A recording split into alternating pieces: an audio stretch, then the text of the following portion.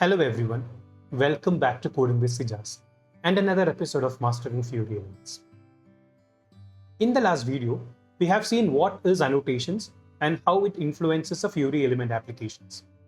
Today, we will take a completely different practical approach. Instead of relying on the backend annotations, we will be building our Fiori element applications entirely using UI annotations. This is especially useful for Fiori developers who don't have backend annotation knowledge and work only on the UI annotations.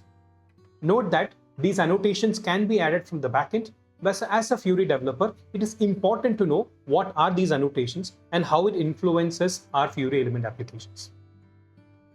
For this video, I have published a GitHub repository, which is a sample service which you can use to run a local service and enhance your application using UI annotations. Without any further delay, let's jump to today's video.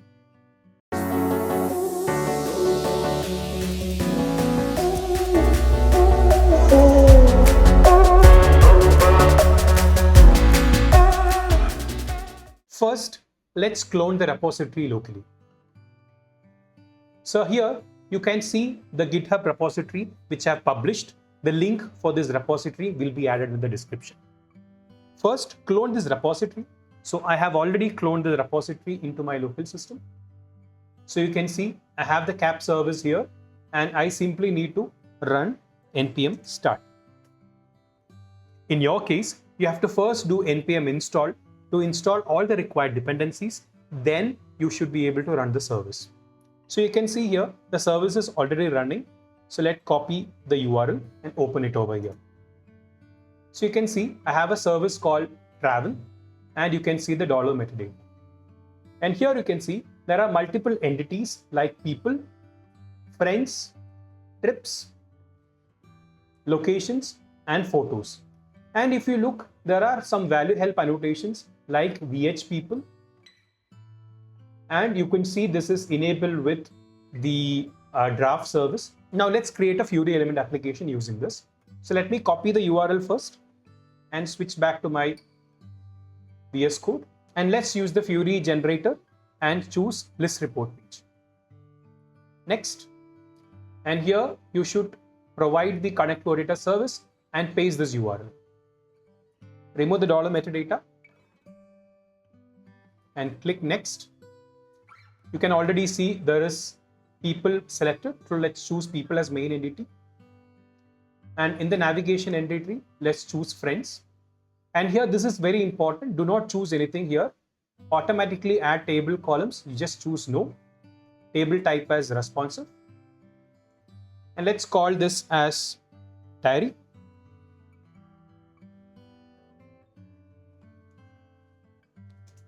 The people diary. You can call it as you want. And here we choose no, and not TypeScript.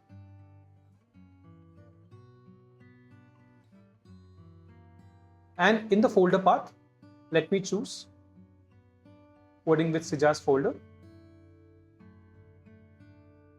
And this is where my application will be generated. I click next. I'll just say home here and finish. Let's wait for the dependencies to install. Now you can see our application has already opened here. So let me open the terminal and type npm start. And you can see here, we have the application running, but there is no filter or columns here. Now let's see how we can add a column and filters here. So for that, let's go to web app, go to annotations. And here you can see your annotation is basically empty. So first, we need annotations, and we are defining the annotations for travel. So you can see for the travel entity, we are defining some annotation. So what is the annotation? People. So that is the entity we want to use. And here we can see we want to provide LineItem. Under the line annotation, we'll be having our collection. So you can see we have a collection here. We have data field. A label is first name and the value is first name field. Then we have last name and last name field. Let's see how the UI looks. So you can see here first name and last name has come. and we'll see what are the different other properties available there. So if you look at the people entity, you have the first name, you have the last name, you have emails. So let's add one more annotation for emails. So email is here. Let's quickly switch back to our entity here. So let's see the default data which we have inserted here. So we should have some person, and you can see we have only defined username, first name and last name, and no emails are defined, right? So let's switch here, and this brings the line item annotation. Now let's add some filters over here. So for that, let me add another annotation, and here now we are adding selection fields. So you can see here selection fields is here, first name, last name, emails. So let's keep only let's keep username, which is already available with us. So the property value which I am adding is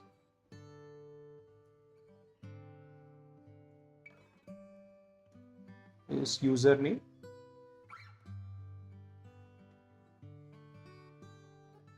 Okay, now let's save it. And you can see here username, first name and last name has already come. So now when you open the value help, you don't see nothing is defined. Now let's write a value help annotation for this. So let me minimize this. Let me minimize this entire thing. And let's write a different annotations now. So now this annotation is targeting our people. And from people, we will choose our username. Now let's add another annotation, and this is nothing but our comment service, comment dot value list. So the collection path is nothing but our VH people. So now let's go back to our application and see it once. And now it doesn't work because we have not defined many more details which we require. So another one is the parameters. So let's call property value parameters. And you can see here we have parameters. Local property is username and value list property is also username. So let's see what is this local property available. Yes, so let's switch back to DT. And you can see here now the username is coming up. So if I choose this one and click OK and click on Go, it's been filtered, right? Now we also want few more properties. So let's add some read-only property, which is parameter out or parameter for display. So let's display only fields. And now the value list property, first name, that's last. Now let's go back and open it. So you can see username, first name and last name is appearing. Please note that everywhere, wherever you have this properties, it's not showing a proper label. So how do we define a label for this? So first, let's define a label for a username. So here we have something called annotation term. So you can see now annotation, common label, username. So if I come into the application, you can see the username is reflecting. Similarly, we can add for all the properties. So let me just come to a different property. So let's add for annotations for first name. So you have first name and we'll duplicate this, and another one is for the last name. Let's switch back to the application.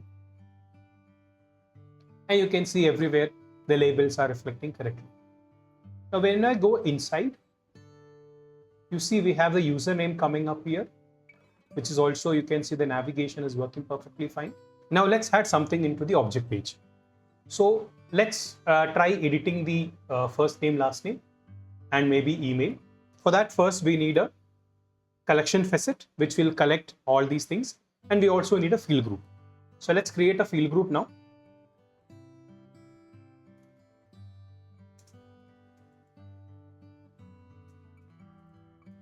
UI dot field group. So what do we have under the field group? So under the record, we will be having our fields.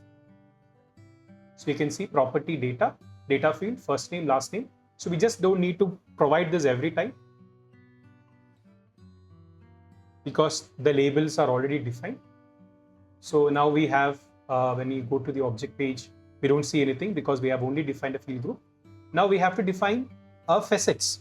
So facets are nothing but the objects what you see in an object page. It can be a table, which is called as reference facet. It can be some items you see at the header or over here, which will be called as the header facets.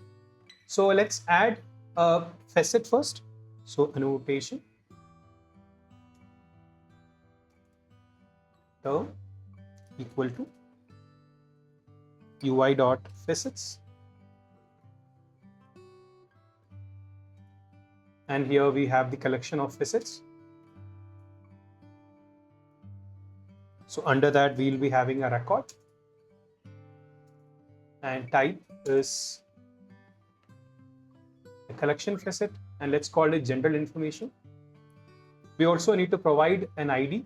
So let me call it ID.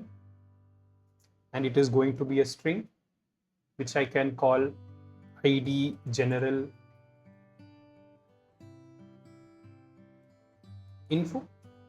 And we also need to provide an ID for the qualifier for this also, because we need to refer to that. So let's call it as form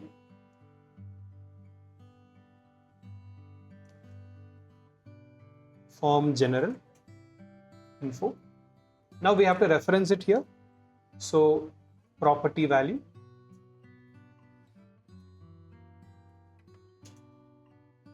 property equal to target. Then we have an annotation path is nothing but UI field group general info. So here it's not a collection facet, it's a reference facet because we are referring to this particular annotation. And annotation path is nothing but, yeah. So you can see here now, general information, you have username, first name, and human.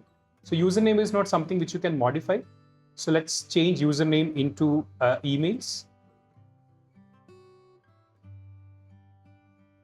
And let me move it to the bottom. Let's also go back. And you can see emails is nothing but it has multiple emails. So we will not be able to show it as one property. So as you can see here, first name, username, last name, and emails is nothing but a collection of strings. So we will need to make emails as something like a table where user will be able to add more emails. Okay. So let me remove emails from this. Now we have object page. I click on edit and you can see Angel. So let me change to Muhammad and Sijas and save it. Now let's go back and you can see Muhammad Sijas is already appearing here. And let's bring one more column to understand what is the username. So let's expand LineItem. We'll add one more column here, and that is nothing but the username.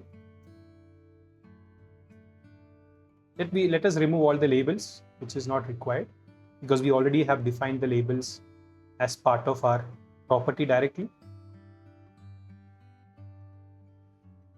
So you can see username, first name, last name is already appearing, and we should be able to navigate inside. So this is how you will be able to add a general information. Now let's define a table of friends.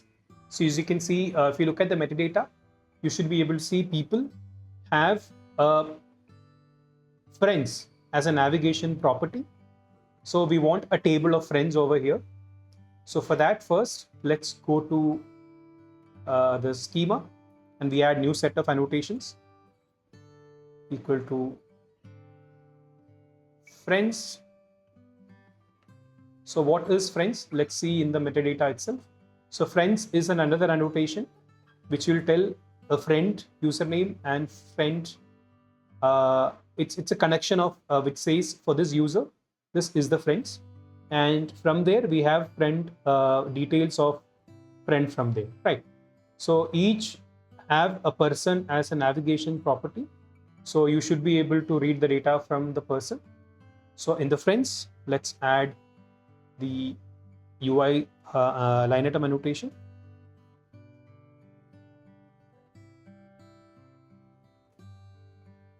And term as UI dot LineItem. Then under LineItem we have collection. Then we have the data fields. So same as here.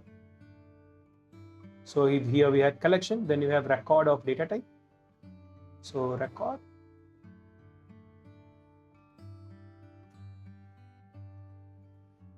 So we'll copy the same logic from there. So we have a record, and under the record it is UI data field. So let's bring the same thing over here. Type as UI.data field. Now where is the friend name coming under? So the friend name is the same data field, property value. Let's copy one of the property value. So now let's see how the property is defined. So we have a person, and that person has a first name. Similarly, let's copy, and person has a last name, right? Now this is how our friends table will look like. Now let's bring this table as part of our collections. So we'll add one more reference facet. So here, this reference facet, we will be calling friends, ID friends, and it is a LineItem annotation of property what we have here. So people, we have friends. So friends slash at UI LineItem annotation. Let's come back here. So you can see here friends. So we have not defined any data for the friends over here. So let's go back to our travel friends. So it says that for Russley White, Scott Ketchum is a friend. So and Javil is also a friend. So let's go to our courier service. So for Russell White, we should have two friends. So here we were picking from the person, which is wrong. So it should be from the friend. And let's go back. So now you can see for the Russell White, we have two friends. One is Javier, another one is Scott. So we are able to bring a table also here. And when I click on edit, I should be able to, it should be able to edit the friends, but I should not allow this, because if I am directly able to edit the friend's name, then that relationship doesn't properly work. So we should also restrict that annotation in the real system. But for here, let's ignore that. So this is how you will bring some here. So you can see here, it doesn't show the Russell and White name properly. And that is because by default, it also shows the ID. So for this, we have to define HeaderInfo annotation. So let's come back to our travel service.people. We'll minimize all the annotations under that. So to bring that, we need a HeaderInfo annotation. So let's add an annotation for the HeaderInfo, just HeaderInfo. Then we have property value, type name as person, remaining things. So title, description, all those things. So type is person, which is understood. Now next is property value title. So the title property value should be like this. And property value closed. So we have a record. Then we also need to define type name plural. So which says what should be called. So if you see here, now let's go back to our person diary. Here it is called people. So how the table name comes is from here. So we can call persons, or we can call humans. So let's call humans and see how does it reflect. So you can see it's called humans. So the title for the table comes from the HeaderInfo, type name plural, and here let's call it as human. And if you go into the detail page, you would see human is reflecting over here, right? So now we have a title. So property value title is coming, and under the title we have record type as data field, and the value property value is coming from the path username. So let's change username to first name.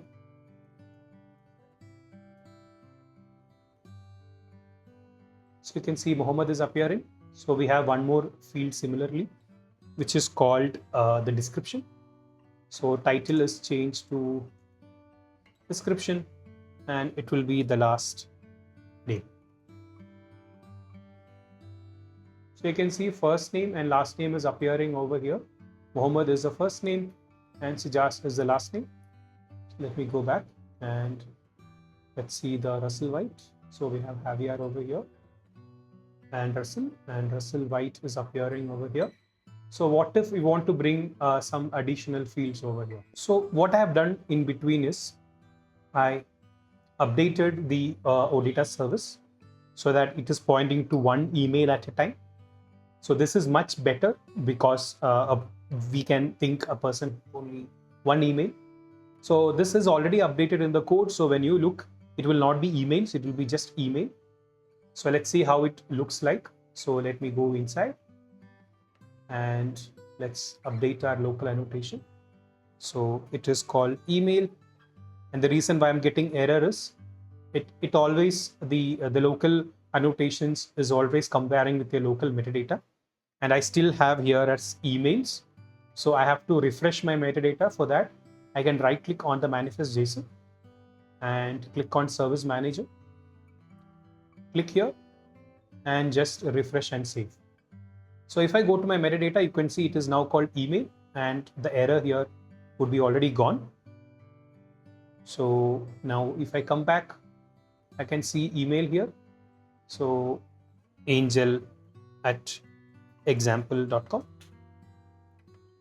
and I should be able to save this. And if I go back, I would see the angel has yes. So in our line item, we were still pointing to the wrong property. So let me change to email. And if I come here, you can see it's coming. So I have made a mistake in typing angel. So ANGEL, and that is saved. So that's way how you can create a table. So we have seen how a LineItem annotation is, what is a selection field annotation, how we define a value help annotation. Also, if you go inside, how we define a simple form using the field group, and a table to be added in the object page using UI facets. Both are added as reference facets. We also see how we can add the angel and here. So what if I want to add, what are the other properties I have in this? So, okay, created, modified. I think I have very less properties over here. So we have another table called trips. You can give a try how you can do trips in the table. So in this video, we have seen how we can write local annotations to define your Fiori elements. So I hope this is very clear for you. If you haven't watched the previous video, I would suggest you to go back to the channel and watch the other playlist. And if you like this video, I would ask you to subscribe to this channel. Also click that bell icon so you get notified whenever a new video is out. Thanks for watching. Have a great day.